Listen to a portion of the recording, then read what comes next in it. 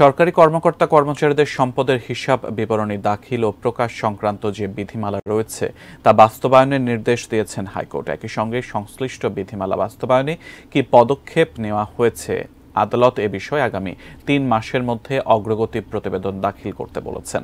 এ সংক্রান্ত এক রিটের প্রাথমিক শুনানি নিয়ে বিচারপতি মোহাম্মদ নজরুল ইসলাম তালুকদার ও বিচারপতি কাজী ইবাদত হোসেনের হাইকোর্ট বেঞ্চ আজ এ আদেশ দেন।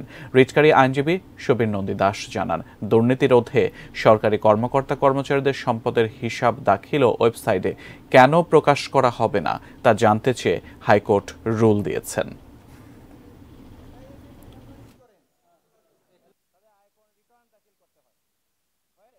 মাননীয় আদালত আজকে নির্দেশ প্রদান করেছেন এই সরকারি কর্মকর্তা কর্মচারীদের নিকট থেকে তাদের সম্পদের হিসাব বিবরণী আইন অনুযায়ী সংগ্রহ করার জন্য।